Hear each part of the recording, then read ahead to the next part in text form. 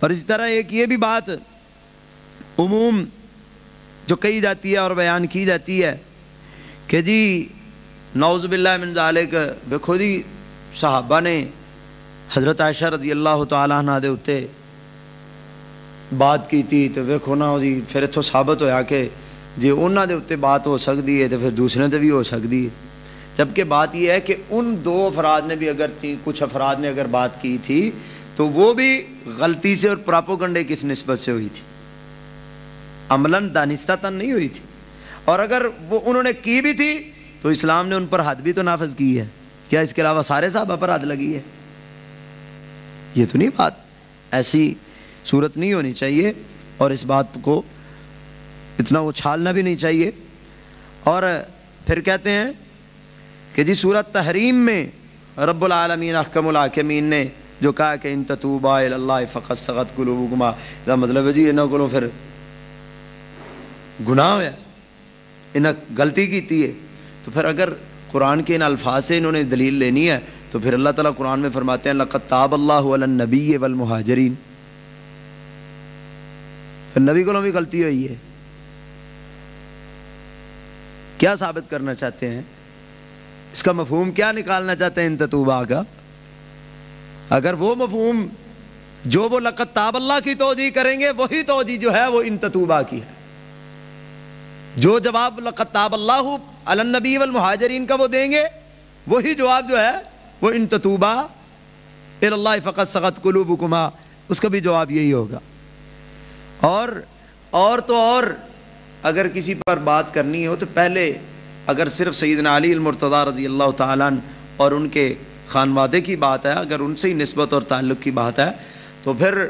ان کی نسبت اور تعلق کے حوالے سے جو ان کی بیٹی سیدہ فاطمہ رضی اللہ تعالیٰ عنہ کے وطن سے تھی, سیدنا علی رضی اللہ تعالیٰ عنہ کے لیے ام کلثوم, اس کا جو نکاح سیدنا عمر فاروق رضی اللہ تعالیٰ عنہ سے ہوا تھا, اس حوالے سے ہی بندے کو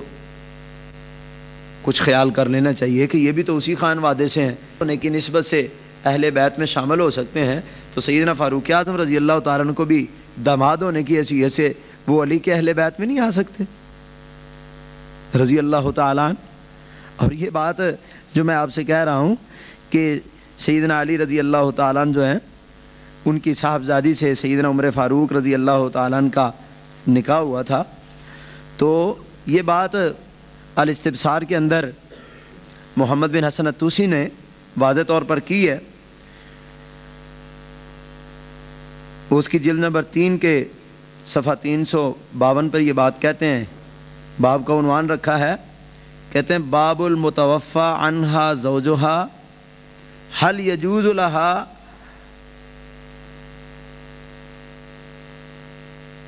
کہ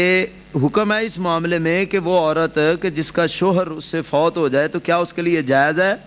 کہ وہ عدت جو ہے وہ اسی گھر میں گزارے, اپنے گھر میں جہاں پہ اس کا شوہر کے ساتھ وہ رہتی تھی, یا کسی اور جگہ پہ. تو اس مسئلے پر وہ کہتے ہیں کہ محمد بن یعقوب ان حمید بن زیاد ان ابن سماع ان محمد بن زیاد ان عبداللہ بن سنان و معاویہ بن عمار ان ابی عبداللہ علیہ السلام قال سالتہ عن المرأة المتوفى عنها زوجها, میں نے سیدنا امام جعفر سے پوچھا اس عورت کے بارے میں جس کا شوہر فوت ہو جائے, تعتد فی بیتہا او حیث شاءت, وہ کہاں پر عدت گزارے گی؟ اپنے اسی گھر, فی بیتہا, گھر اس کے شوہر کا تھا, عورت کا گھر نہیں ہوتا, وہ شوہر کا گھر ہوتا ہے جہاں پر وہ اس کے ساتھ رہتی ہے. لیکن یہاں پر اس کے گھر کو, اس کا شوہر کے گھر کو عورت کا گھر کہا. تو جب شوہر کا گھر عورت کا گھر ہو سکتا ہے تو عورت جو ہے وہ اس کے اہل بیت کی حصہ نہیں ہو سکتی. فرماتے ہیں کہ وہ کہاں پر عدت گزارے گی, شوہر کے گھر میں یا جہاں پہ وہ چاہے؟ وہ کہتے ہیں بل حیث شاءت, جہاں پر اس کا جی چاہے. دلیل کیا دی؟ کہنے لگے ان علی علیہ السلام لما توفی عمر, جب بے شک حضرت علی علیہ السلام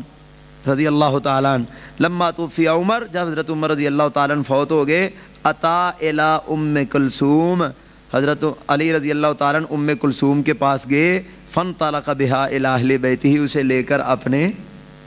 گھر میں آ گئے. یعنی حضرت عمر رضی اللہ تعالیٰ عنہ کی جو بیوہ تھی وہ حضرت علی کی رضی اللہ عنہ کی بیٹی تھی, اور حضرت علی رضی اللہ تعالیٰ نے اپنی بیٹی کو اس کے شوہر کی وفات کے بعد اپنے گھر میں لے آئے۔ فروع کافی میں بھی یہ بات موجود ہے، اس کی جلد 5 میں یہ بات موجود ہے، کتاب النکاح میں۔ باب کا عنوان ہے تزویج ام کلثوم، سیدہ ام کلثوم کے نکاح کا بیان۔ اس میں علی بن ابراہیم عن ابن ابی عمیر عن ہشام بن سالم و حماد عن زرارہ عن ابی عبداللہ علیہ السلام فی تزویج ام کلثوم فقال، فرمایا ان ذالک فرج، یہ ایک رشتہ ایسا ہے جو ہم سے زبردستی لے لیا گیا۔ انہوں نے تو لفظ کچھ اور بیان کیے ہیں، میں نے اس کا ایک سادہ سا سلیس سے ترجمہ آپ کے سامنے، کہ ایک ایسا رشتہ ہے جو زبردستی ہم سے لے لیا گیا، یعنی یہ رشتہ سیدنا علی رضی اللہ تعالیٰ عنہ کی بیٹی کا یہ نکاح جو ہے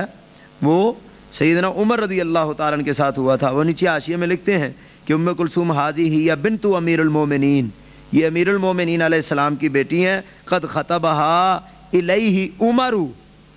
تحقیق اس سے نکاح کیا تھا عمر نے، فی زمن خلافتی ہی، اپنے زمانہ خلافت میں۔ تو سیدنا عمر رضی اللہ تعالیٰ عنہ کی جب یہ اہلیہ بن گئی سیدنا علی رضی اللہ تعالیٰ عنہ کی بیٹی، تو پھر اگر دماد اہل بیت میں ہوتا ہے تو کچھ ان باتوں کا بھی خیال اور پاس اور لحاظ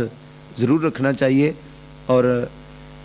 اتنی دیدہ دلیری سے یہ باتیں نہیں کرنی چاہیے کہ جو کی جاتی ہیں۔ اللہ اکبر۔ تو محترم عزیز بھائیوں اور بزرگوں، ہم اپنی بات کو کچھ لفظوں میں اب سمیٹ دیں۔ وہ اس طرح ہے کہ ہمارے وہ بھائی